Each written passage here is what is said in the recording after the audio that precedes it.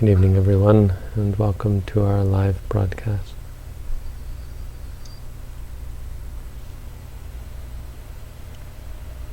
Today we're looking at Anguttara Nikaya Book of Fours, Sutta 113.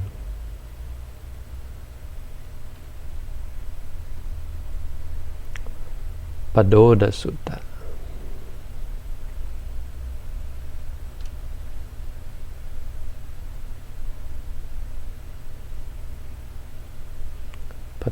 Patoda is a stick that you use to, special stick that is used to prod a horse.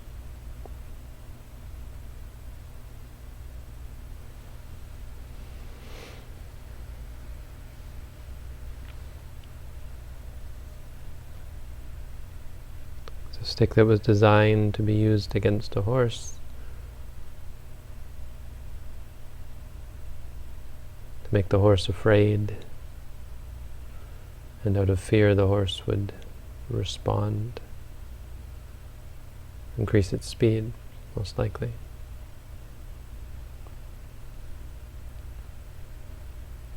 It's where they get the term beating a dead horse.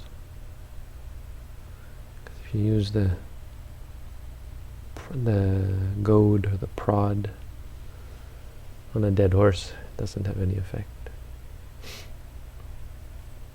Kind of a nasty sort of implement. So the Buddha used this as an analogy for something nasty. He said there are 4 kinds of horses. 5 kinds of horses.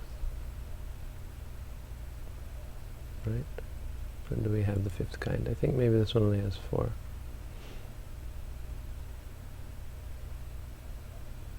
I think there might be another sutta where there's actually the 5th one. Anyway, for our intents and purposes, 4 is enough. These 4 kinds of horses are called ajaniya. Ajaniya.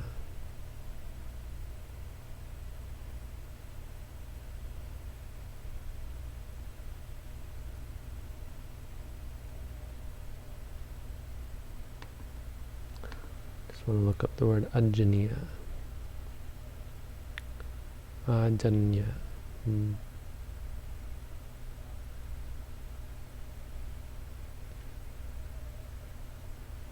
Not in the sutta. Anyway, it means like a thoroughbred horse. Badro, it's a special horse. Idekacho Badro asajiniyo. Asajaniyo.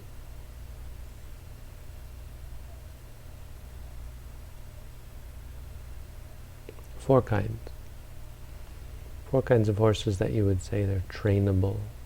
The kind of horses that you can train.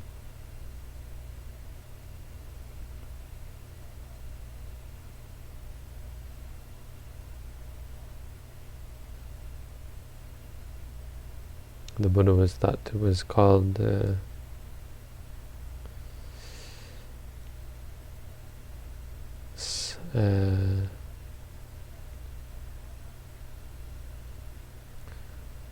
Purisa Dhammasarati. Sarati is one. Sarata. Rata is a cart. Sarata, with a cart. Sarati, one who has a cart. Sarati means a trainer, one who trains horses. But the Buddha was a trainer of men, of people. The Buddha was able to train those who are able to be trained. Anyone who is capable of it, the Buddha was the one to train them. So this kind of imagery this kind of analogy is common fare in the Buddha's teaching. But as for horses, the kind of horses that are trainable are four kinds. The first kind of horse, you lift the padoda, the goad, and it just has to see its shadow. Padoda chayang disva. Having seen the shadow of the goad, it gets freaked out. Well, it doesn't get freaked out. It becomes moved, stirred, agitated. And it knows what to do.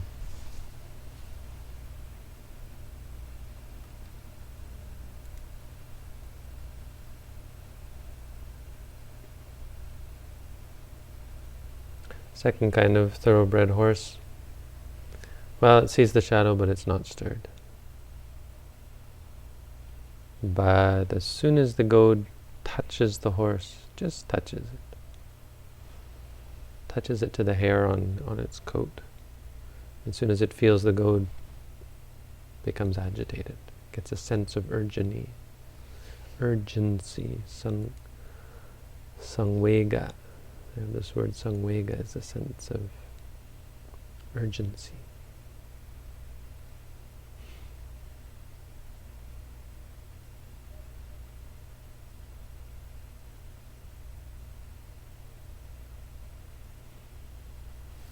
That's the second type. The third type, you can touch it with the goad. When it sees the goad, nothing. When you touch it with the goad, nothing. But if you whack it with the goad, once it feels a little bit of pain, okay, then it gets a sense of urgency. It says, oh, better do something. Better speed up. Better turn right. Better turn left. Whatever. And the fourth type, you can, even if you hit it, it's not a very well-bred horse, but you hit it, you hit the hide, nothing. But if you whack it on the bone, where it really hurts, make it really hurt, then it becomes excited, agitated, moved. So these are four kinds of horses. Now, how is this interesting to us? It's because in the same way there are four thoroughbred people in the world, four people that you can train, four types of people that can be trained. So listen up. Think of yourself as the sort of person who is going to respond to the goad. So you think, was the Buddha going to use a goad on us? Sometimes our students get afraid. I think the teacher is going to punish them, or they're afraid of the teacher sometimes. But that's not what this is referring to, actually. That's not the imagery the Buddha is providing us with. The goad here is old age, sickness, and death.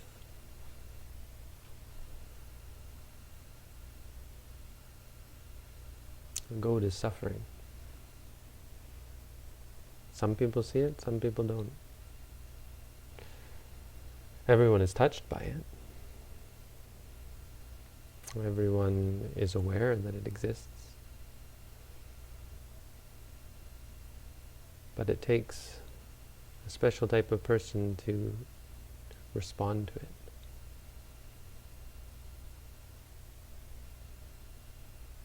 So the Buddha said there are four types of people. For some people,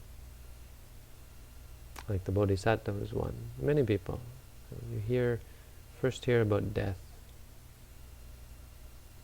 Buddha says, in such and such a village or town, some woman or man has fallen ill and died. That's it. That's all it takes. They hear about that and they say, holy crap, that could happen to me. And so, being stirred, they strive.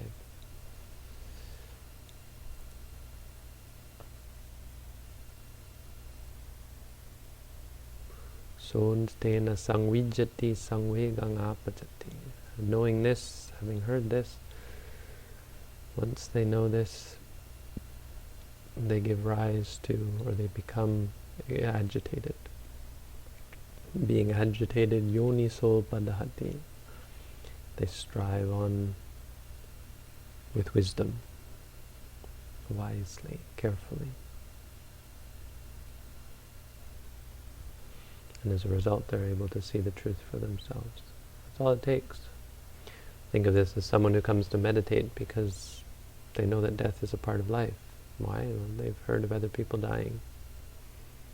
Sometimes it takes a real catastrophe. You hear about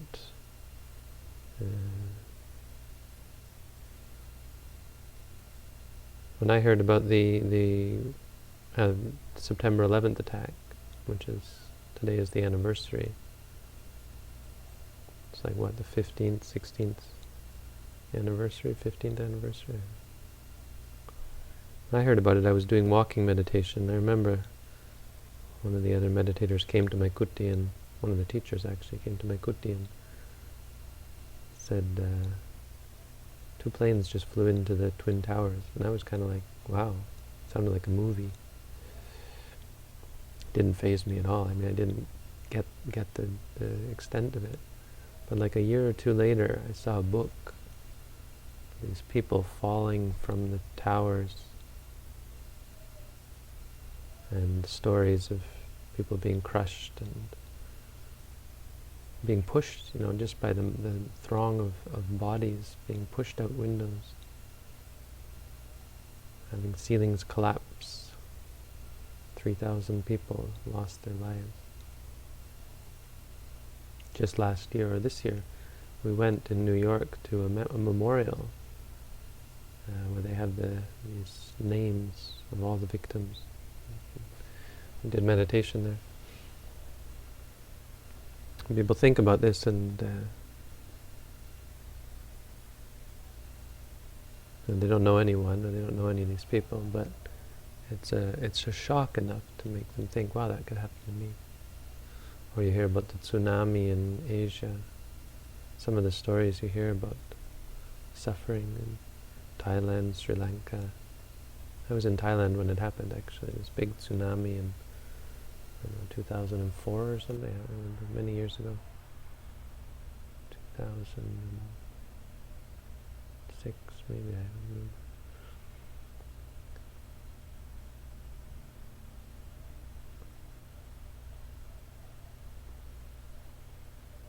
Sometimes that's all it takes. It makes you think, wow, that could come to any of us. That could come to the ones I love. That could come to me, myself. And you decide that all of this busyness that we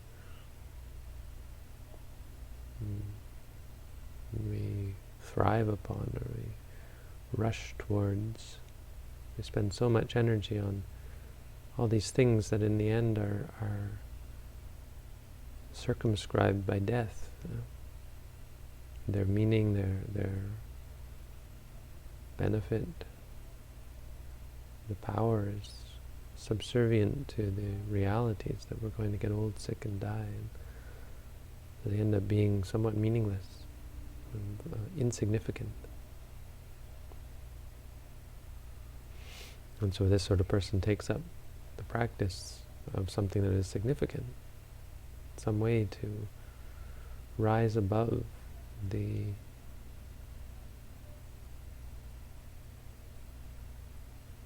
limits placed on us by death, or at least to prepare oneself so that the death is with a sound mind, with a clear mind.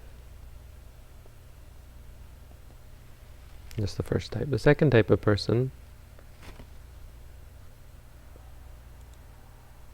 that's like the horse that just sees the shadow. Doesn't hurt, doesn't even feel it.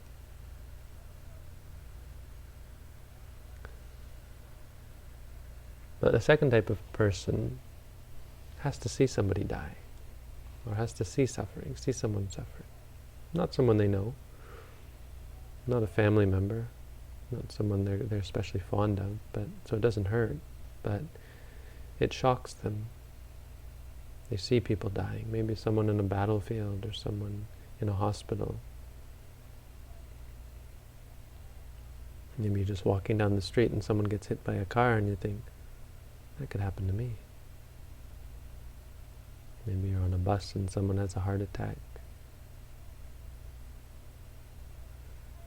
It doesn't happen to everyone, but when it happens, well, some people respond, some people don't. Some people think, well, glad it didn't happen to me. Thank God that didn't happen to me. There but for the grace of God. What a odd saying, no? Sounds almost vicious and cruel. Why didn't it happen to you, right? Some people, that's all they can think of is, they feel lucky, they're glad that it happened to someone else and not to them or anyone they love. So we live in this glass, or this bubble, right? This illusory palace.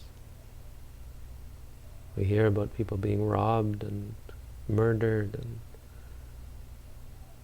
getting sick, cancer. It doesn't come to anyone we know.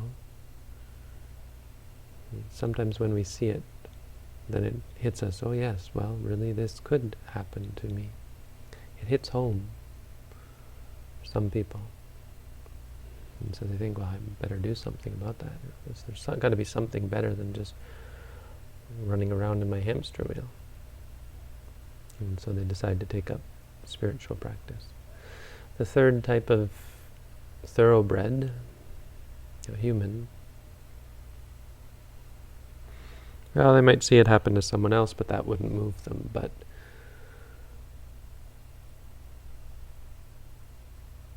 when someone they know, someone they love, someone they care about very much, mother, father, sister, brother, husband, wife, they get sick and die, or they suffer terribly, then it hits home. At the very least, it hits home that you can lose something very precious to you in a moment. They're hit with mourning and loss and a sense that suffering isn't just something that happens to other people. They get a sense of what it means to lose something.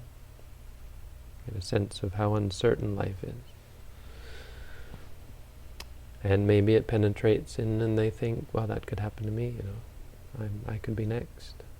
What am I going to do? Watching their loved one die, how am I going to feel when I die? How am I going to react? How am I going to face my death? And so they take up spiritual practice.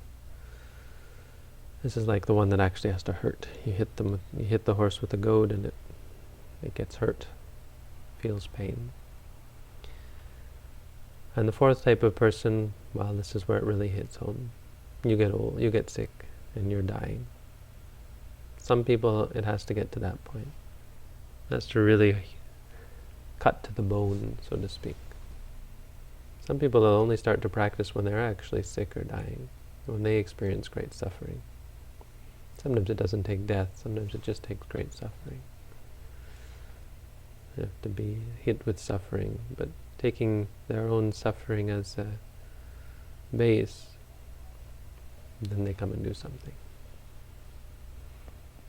The fifth type of person that's not in this sutta, but I have a feeling that it's somewhere else, this is from my memory,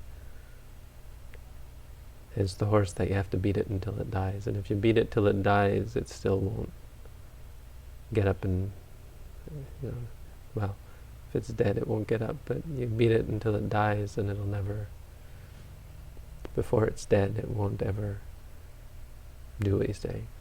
Or like a mule, perhaps, how we think of a mule. You beat it, it doesn't help. This is the sort of person who, no matter how much suffering comes, they always look on the bright side of life, and they're not prepared for death when it comes, and they die confused and deluded, without any spiritual clarity or enlightenment. Never thought to keep moral precepts, never thought to cultivate meditation, never thought to cultivate wisdom. They just live their lives plodding along, doing things that in the end turn out to be meaningless, pointless, useless. So, which of these types of people do we want to be? Ajahn Tong, I've heard him tell this, where I first heard it, or maybe not first heard it, but many years ago, I have a recording of him talking about this sutta. He said the Buddha liked to give us similes, analogies.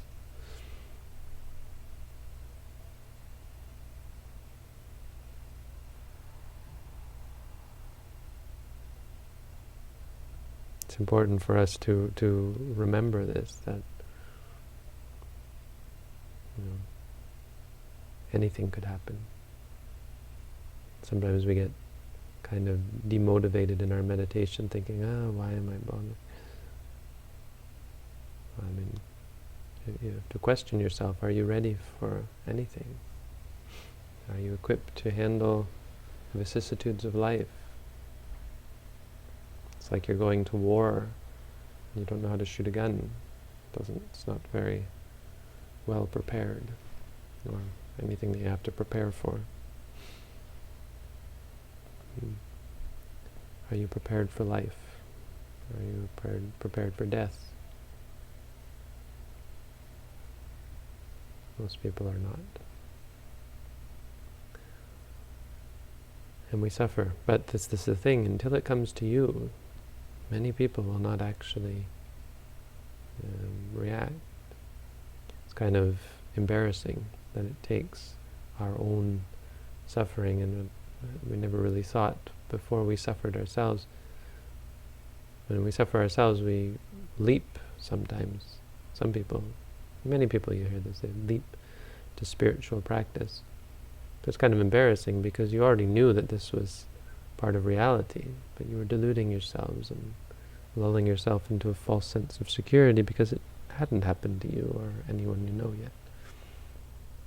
You don't want to wait until that. You don't want to wait until you're dying yourself, because it's going to come to all of us. We're all going to get old, sick, and die. That's true. The question is that what it's going to take before we actually start to prepare ourselves? Not a very good choice. So, congratulations to these guys. We're down to 3. 1 meditator left today. Couldn't take it, I guess. He didn't tell me why he was leaving, but sometimes some people. But it's, congratulations that they came out. Much appreciation. 1 meditator is just finishing tonight. He actually kind of finished today, but I didn't tell him. So he gets another day. Because he's doing, he kind of fudged last night, so but he actually finished the course. I'm very proud of him, but he did something wrong, so I said, go do it right. So he thinks he's still not finished. So he gets extra credit. Anyway, that's the Dhamma for tonight. On to questions.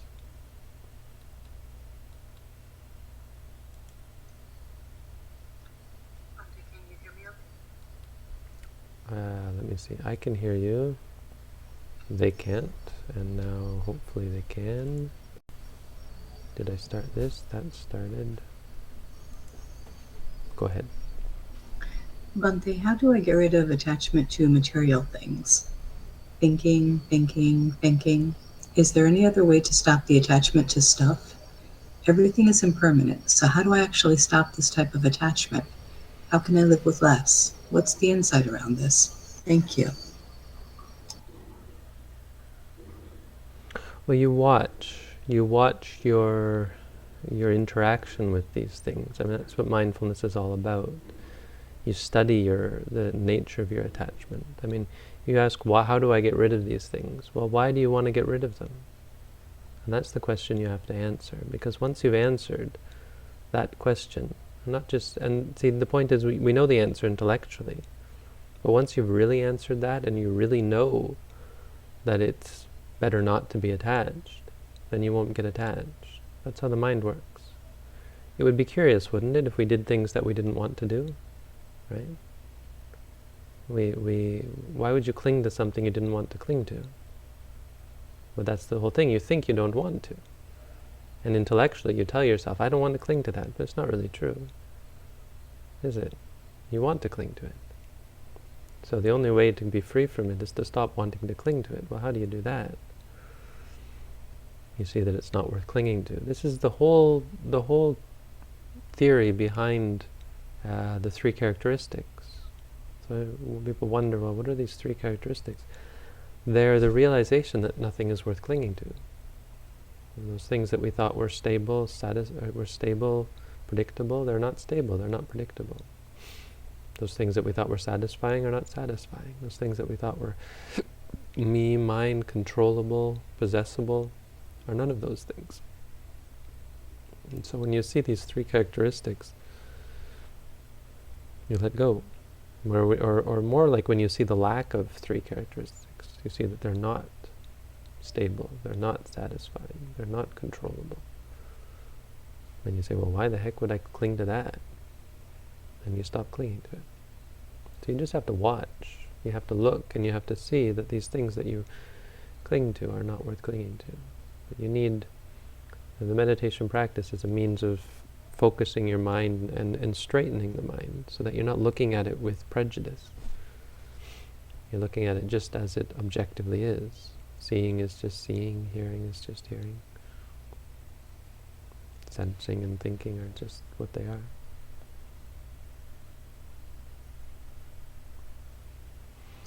The other thing I might say is that, as I've been saying, is that they're habits. So it's not something you can just turn on and off. You've cultivated the habit of liking something again and again and again, so you can't just get rid of it. You have to change the habit.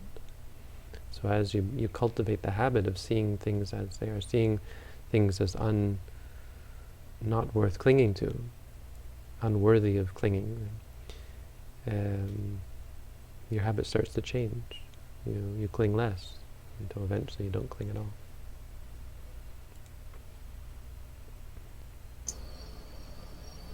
Does giving up entertainment occur naturally as one's vipassana practice progresses, or is it simply something one has to force himself or herself to do immediately?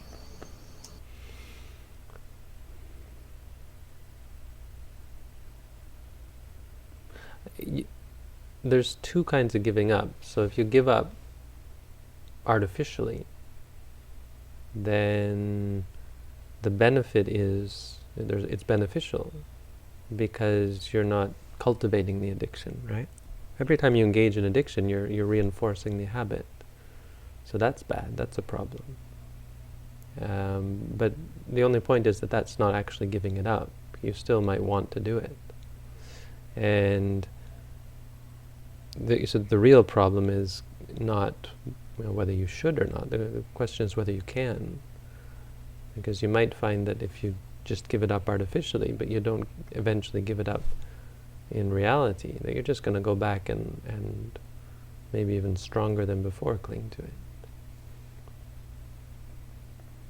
So it's giving up those are two very different kinds of giving up. It's definitely obviously beneficial not to do things that encourage the clinging. The question is, can you? That's why people become monks, go and live in the forest, because much easier.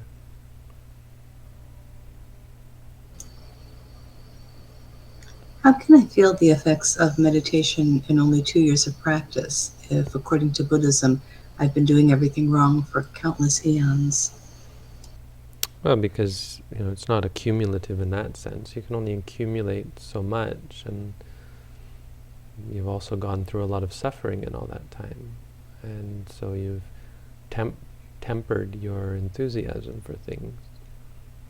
You've cultivated good and evil, and you go up and down. Sometimes you've been a very good person, very moral, ethical, noble person. Sometimes you've been a wicked, evil, mean person.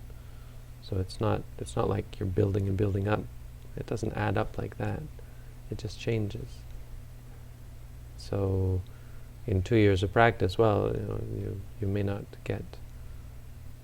become an arahant, you may, but more than likely, in 2 years. And then the other thing is, what are you doing in those 2 years? What do you mean by meditating in 2 years of practice? Actually, as individually, you practice quite a bit every day, so you most likely will feel the effects if you're doing it properly. You're building up a new habit. So the question of how strong your old habits is, it's a good question, and many of them are very, very strong, but they're not eons strong, because over those eons a lot has changed. You've become a new person countless times. You've changed your habits countless times as well. So how strong a habit can become is a good question. If you do the same thing lifetime after lifetime after lifetime, it might become very strong. There are many habits which people will, even though they meditate, will not be able to give up lifetime after lifetime. So even a sotapanna can take up to 7 lifetimes, and that's a sotapanna, someone who has already seen nibbana. So how long is it going to take you to actually see nibbana? It might take many, many lifetimes.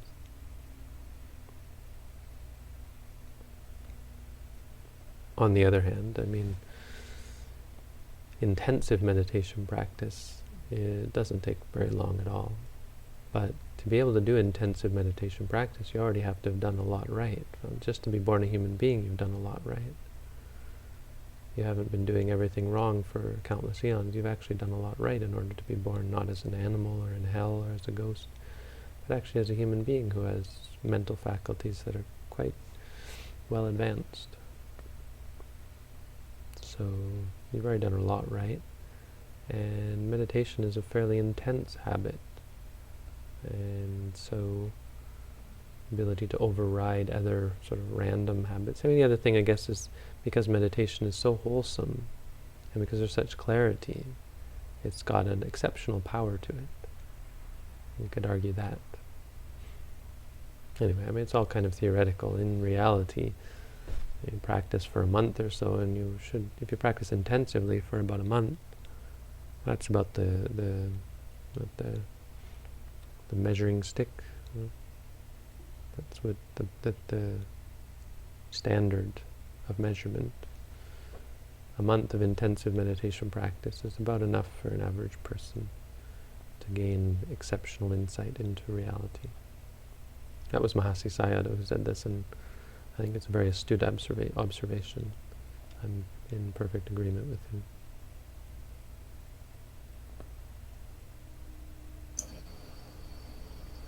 I had made a similar inquiry yesterday, but desired to rephrase it in order to better express my question. Included are 2 inquiries. Would it be fine to fully replace sitting or formal meditation with lying meditation? As sitting meditation is fairly uncomfortable, would I still receive the same benefits from the practice regardless of the posture? I stop there. We'll do them one at a time. Now, so lying meditation is perfectly fine. But avoiding something because it's uncomfortable is not fine at all. Discomfort is very much a part of the practice.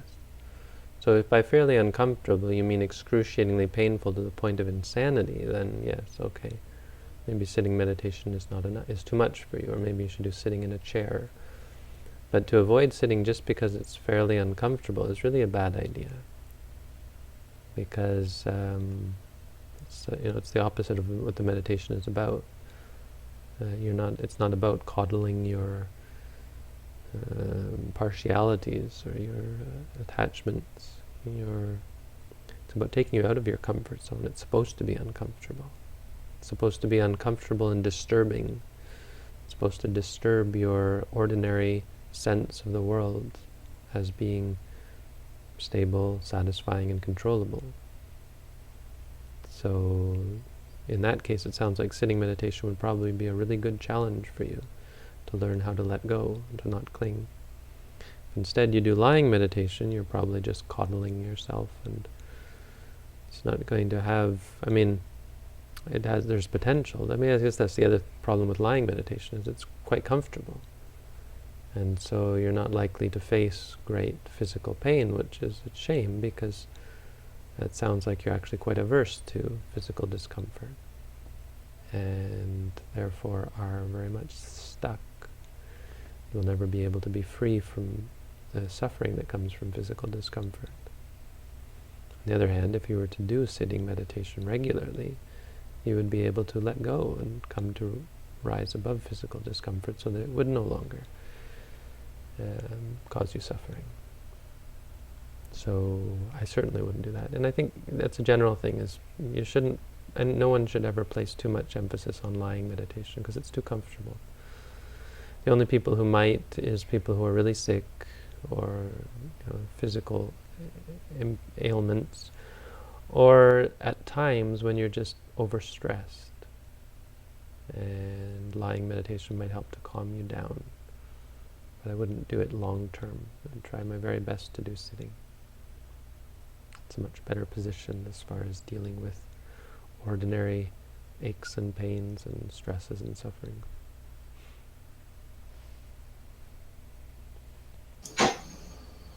Should I not worry about long breaths in lying meditation that occur naturally and still say rising, falling? Would saying rising, falling more slowly in order to correspond with the longer breaths be an issue? Does it matter how fast or slow I say rising or falling? Yeah, it should be according to the breath. You're only saying it because it's reminding you of what's happening, so rising slowly is fine.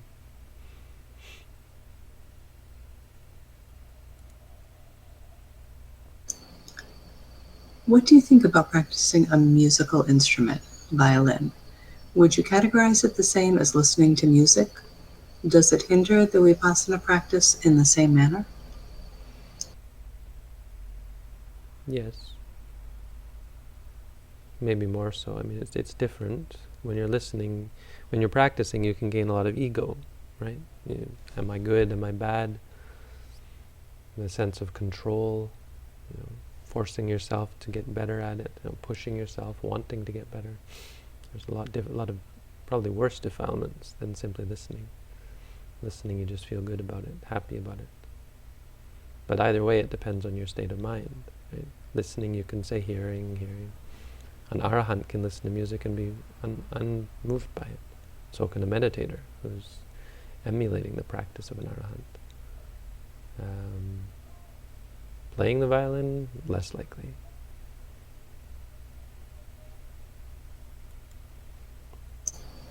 But you can be mindful of playing the violin technically, no? Possible. If one is developing insight at the cost of tranquility, what is the best countermeasure to take within the Satipatthana online course, or adjustment to practice to balance the two? Could it mean I'm doing something wrong somehow? You don't do insight at the cost of tranquility. In our practice, we do them both together. The tranquility comes from the mantra, really. When you remind yourself, seeing, or even rising, falling, you're cultivating a moment of tranquility. It's called kanika samadhi. It's what you use for insight meditation. And people are too obsessed with this idea of tranquility all across the board. People who come here if they've never heard of this meditation type, they expect it to make them calm. They're always worried about the fact that they're not calm, obsessed about meditators. Even today I had a meditator who was just realizing that was very much clinging to these calm states, liking them. And he wasn't noting to himself liking.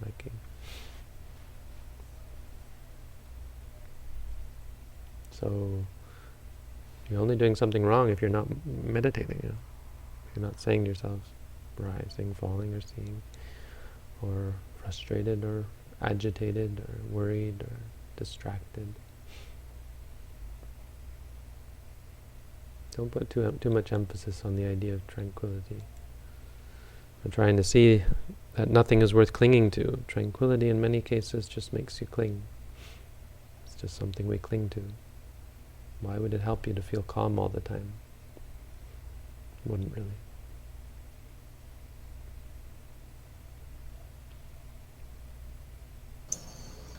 Why do some Buddhists think Mara is a being? It makes no sense. This would imply that it is a permanent being and that we should blame some outer entity for our own defilements. Well, there's no such thing as a being. They don't exist, but in a conventional sense, we talk about beings, like I am a being, you're a being, but it's just convention. Mara is an angel, type of, it's actually a category of angel. So there's one group of angels that delight in the acts of others. So when they see the Eiffel Tower or the Twin Towers in New York, they like that. They like when other beings do things. They get excited. I don't know why, but there's one group of angels, and so they can be kind of nasty because they try to encourage people to do things, to become things. And they don't like Buddhists as a result, because we're all about giving up and letting go. And if everyone was Buddhist, well, there would be much less sexual intercourse, there would be much less ambition, there would be much less greed, and much less doing things, Society would probably fall apart. There would be much less activity. We wouldn't have the iPhone.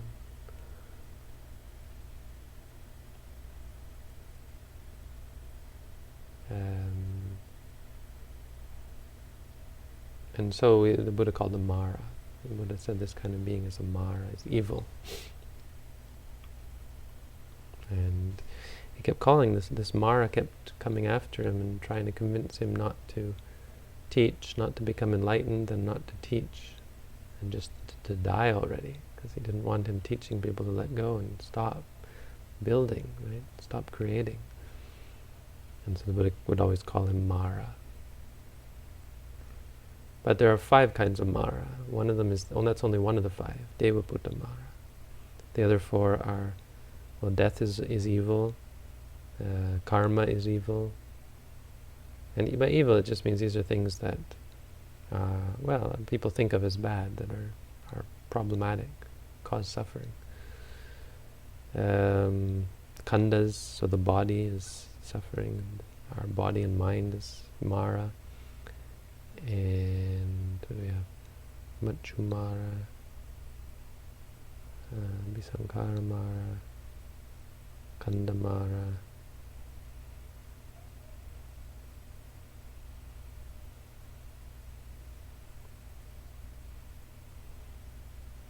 Kilesa Mara. The 4th one is defilements. Defilements are evil. Those are the 5 types of Mara altogether. Bhante, do Buddhists believe that Maras influence people? Oh yeah. They trick people.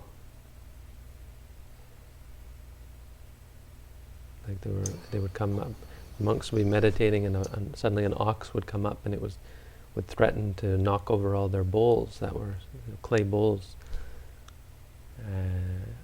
because it would stop them from meditating, agitate them, make them go back to the lay life, ideally, and start doing things, start building things, making things happen. And the Buddha said, that's Mara. See Mara, O monks. It's a story somewhere in the Vinaya, I think. Thank you, Bhante. In sitting meditation, I find that I have more concentration if I open my eyes. Would you say I'm not practicing correctly that way? Who cares about concentration? It's another one of those things you shouldn't worry about. We are only concerned about momentary concentration. You notice in the Satipatthana Sutta, anyone who disagrees, I mean, it sounds like such a horrible non-Buddhist thing to say. Of course, concentration is what leads to wisdom. But if you notice in the Satipatthana Sutta, it's the one thing the Buddha didn't mention. I mean, he mentioned it, but very briefly, like later at the end. But throughout the sutta, he talks about atapi sampajano satima. You need effort, mindfulness, and clear comprehension. Concentration is just assumed. It's not the focus.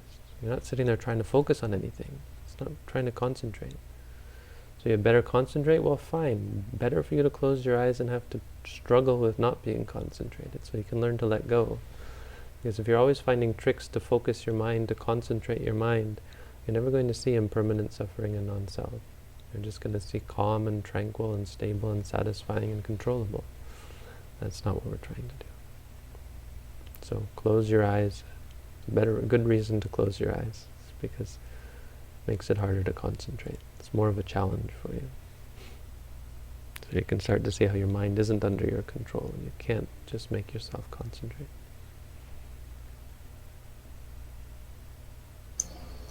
In lying meditation, is it better to note the rising and falling of the abdomen or to note lying? From my experience, I have felt noting lying to be more superficial and have found noting the rising and falling of the abdomen to offer a more in-depth mindfulness. But I'm not sure if this was the case or if there was any true advantage to noting one over the other. I mean, in-depth mindfulness is probably a red herring. It's probably even misunderstanding mindfulness. But okay, let's see. Theoretically, I can get that because the rising and falling is more real in a sense, you know.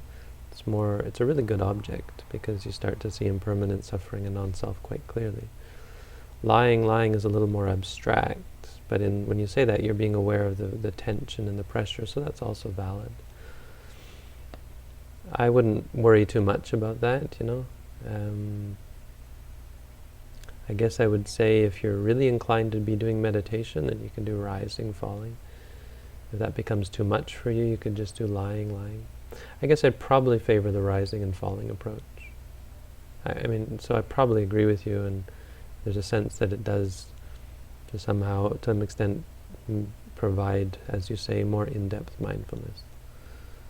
Just be careful that you're not confusing concentration with mindfulness. But yeah, I would gravitate more towards the rising and falling than just saying lying. Bhante, regarding the doctrine of dependent origination, I see how important this is in relation to one's spiritual progress. But does this also relate to the origin of all things? In other words, does the doctrine of dependent origination relate to the origins, for lack of a better word, of the universe or multiverse? Was there a first cause? How did this first cause arise? In contemplating the cosmos, as I often do, I begin thinking about this. I thank you in advance for your reply. Yeah, I mean, the Buddha was not keen to have us think about things like first cause. I'm in fact surprised with a Dhamma name like that you don't know that. I mean, okay, it's just one of the big things in Buddhism, in Theravada Buddhism anyway, well, most of Buddhism, is there's no sense of a first cause. It's a very Christian sort of thing. Buddhism and Hinduism have this sense of the universe not having a beginning or end. Or the Buddha more not being concerned with a beginning or end. You know, he did say that you can't find a beginning. You can't see a beginning. And anyone who thinks like that or asks these sorts of questions, origin and beginning and the limit, and who thinks a lot about the cosmos is just going to get caught up in the thicket of views.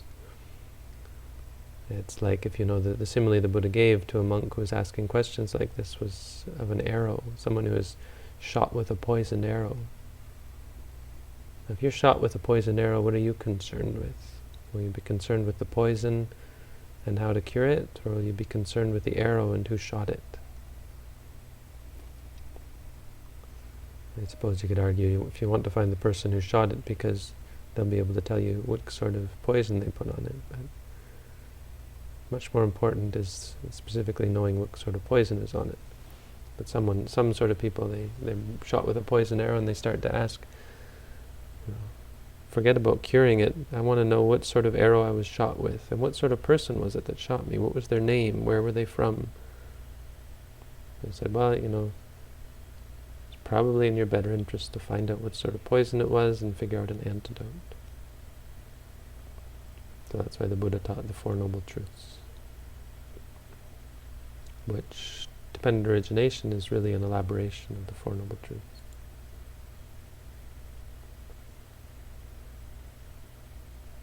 That's what Paticca Samuppada is. How grave effect would killing a spider have on one's progress? I'm not sure if it is a placebo effect, but I think I hold insects by a higher standard. Will one lose fear of insects as a result of this practice?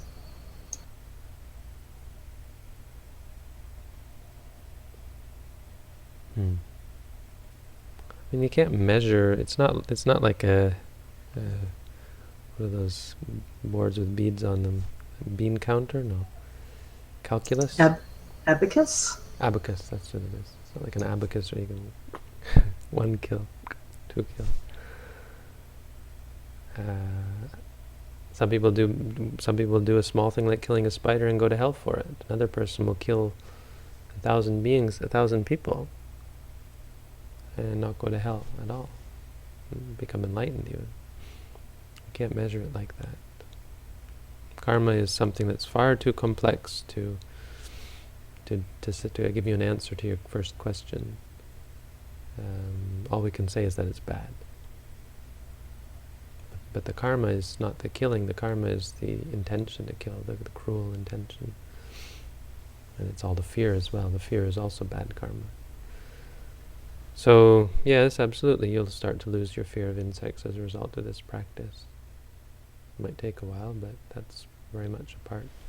As you start to say to yourself, afraid, afraid, you'll start to teach yourself how useless it is to be afraid. And you'll actually start to give it up. You'll get bored of being afraid. You'll lose the excitement.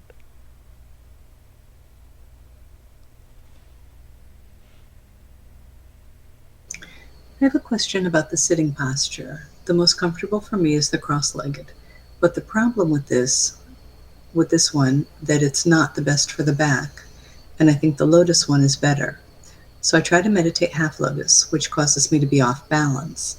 So I meditate on that off balance and sour that comes with it, and it passes all right for the 15 minutes. After that, I have to change back to cross-legged.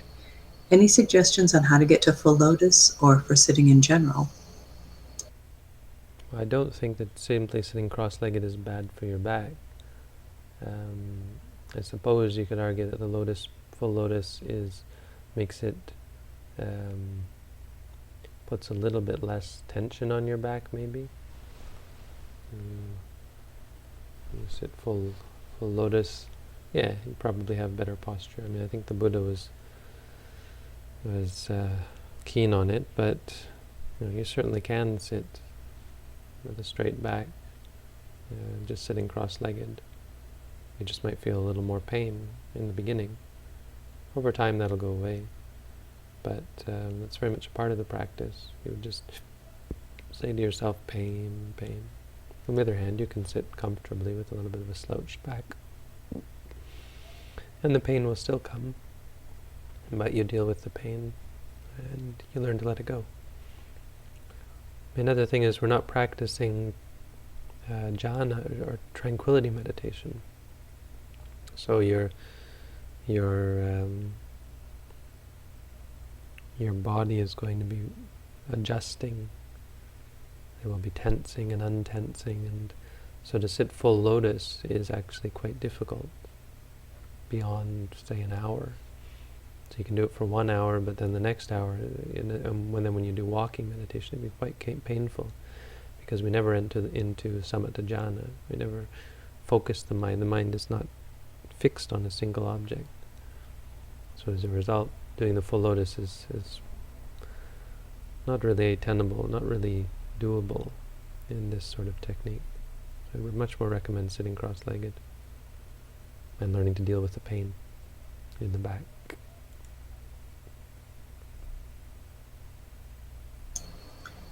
It's my understanding that a sotapanna cannot be reborn more than 7 times. How would one know if they've achieved stream entry in a prior life, and where does the number 7 come from?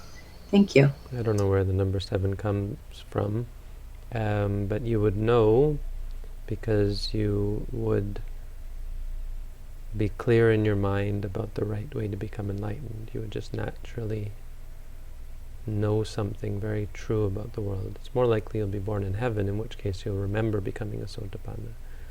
But if somehow you were born as a human being, it's not common actually, but if you're born as a human being and didn't remember your past lives, I mean, arguable that you might well remember your past lives, but even assuming that you didn't, you would naturally not kill or steal or cheat or lie or take drugs and alcohol. You would have a perfect,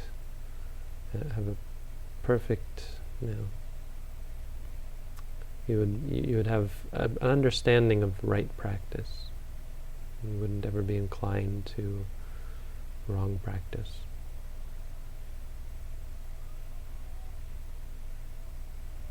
You'd have an innate sense of the right way to do things. I mean, you may not remember how to meditate, certainly not, but this natural sense of things would make you look at the world very different from most people, and you'd start to naturally be able to see the suffering in things, and you'd slowly lose interest over lifetimes maybe. But this is assuming you didn't again meet a Buddha or meet with the Buddha's teachings, which I guess is more likely. You'd gravitate towards the Buddha's teachings and you'd learn about them and you'd quickly be able to understand and put them into practice. But assuming somehow you didn't find a Buddha or Buddha's teachings, as unlikely as that probably would be, you would just naturally become enlightened. So you may not know.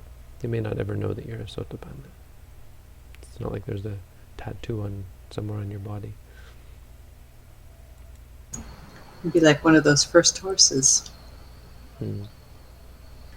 When going to bed, should I note the rising and falling of the abdomen until I fall asleep? And how does this differ from sitting meditation? As in, can it be a substitute for it? Yeah, a lot about lying. I've already talked a little bit, so hopefully I've answered some of your question. But yes, you absolutely just note rising, falling till you fall asleep. Other than that, I think I've already gone over some lying stuff. Hi Bante, some time ago I uploaded Spanish subtitles for the second video on how to meditate, sitting meditation, directly to YouTube, but they are not shown until you accept them in your channel in Manage Subtitles NCC. When you have time, can you please add them? Thanks. Guilty as charged. Yeah. Easy to get sidetracked, and it's probably still in my inbox somewhere. Are you like my coworkers who have 400 unopened emails at any given time? I'm scared to look at this point. Dear Bante, what is your opinion on the Dalai Lama? Are there certain things you disagree with? I don't know enough about the Dalai Lama to have much of an opinion. Another one of those don't ask me questions. Bante, would you have any practical suggestions for meditation during long-haul flights?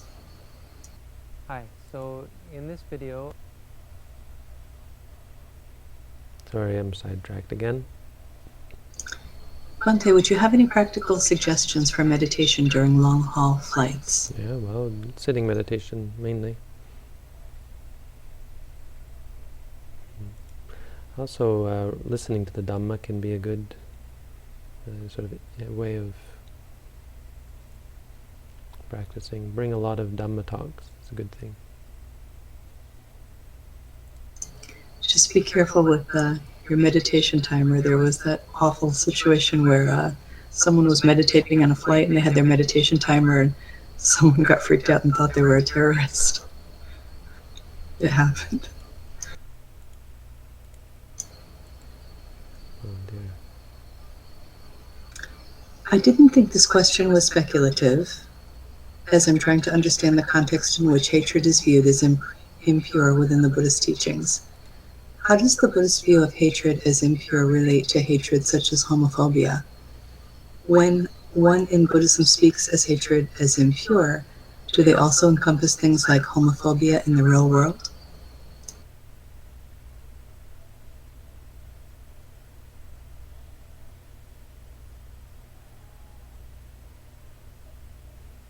Well, homophobia, the word is interesting because it actually implies one is afraid of homosexuality. And that is actually how the term came about, I think, is because a lot of people are really afraid of it. They get afraid, and it starts with fear in themselves that they might be homosexual, fear of the whole idea of it. So there's a fear that they themselves might find that It might be a pervert. That's often what we do when someone says, hey, I like people of the same gender. We look in ourselves and think,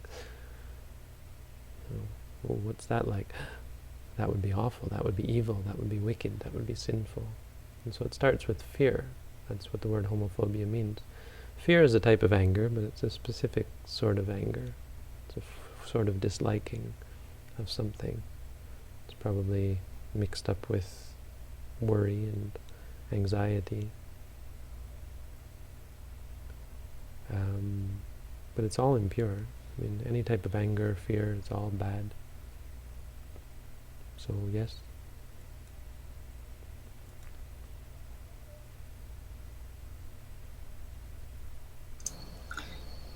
Can one use a phrase or multiple words as a mantra instead of one? For example, drinking juice, or drinking water, instead of just drinking?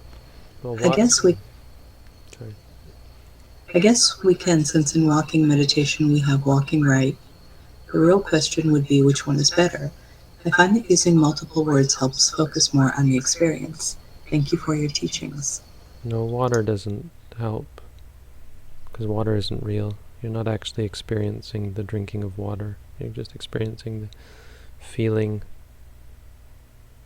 The only reason why you'd say drinking is because it reminds you of the act and the experience. Better would be to say gulping or swallowing. If you could, you'd say sucking when you suck the water in. The feeling of the suction. And then gulping. Swallowing is a good one. When you taste juice or something, you'd say tasting. But the reason we say stepping right or stepping left is because it reminds us which one. It reminds us where to put it's actually a very basic exercise. It's not recommended for advanced meditators. It's just to get the meditator to put their foot in the right foot. So stepping right, stepping left is a very basic exercise. We get into further. Ultimately, we break the foot up into 6 steps, and they have much more to do with reality than right or left. But drinking water, drinking juice, bad idea, because it's not part of the experience. Experience is not juice or water. It's be like hearing a cat. Well, there's no cat. There's just hearing a sound. As soon as you recognize it as water or juice, you're in the realm of concepts. I mean, right and left are concepts, but it's not about it being right, because there's nothing right about the foot. It's just it helps you. It's an aid to putting your mind in the right foot.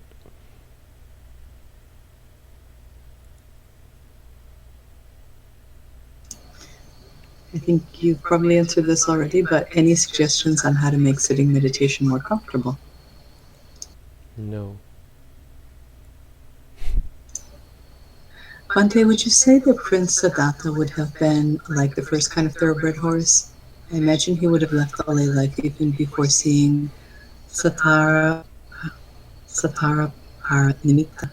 If King, sorry, What the heck are those? where did it go? Oh, It went down. if King Sodadana didn't actively suppress ill news from him. Sattara Peranimiti. I don't know where you're getting those words from. I think Sattara actually comes from Chatura, which is 4. Pera. I don't know what pera means.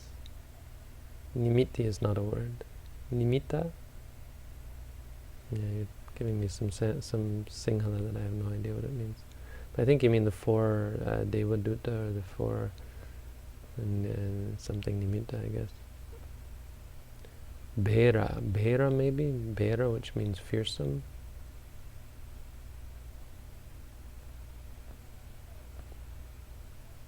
But yes, definitely the Buddha Prince Siddhartha was one of the 4, was the first kind, absolutely.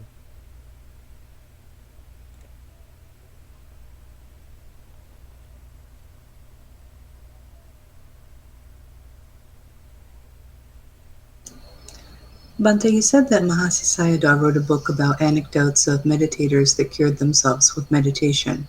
Do you know the title of the book?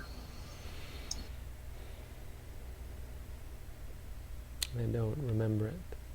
We used to photocopy it. I photocopied it several times because I don't think it's on the internet. I don't think it's published.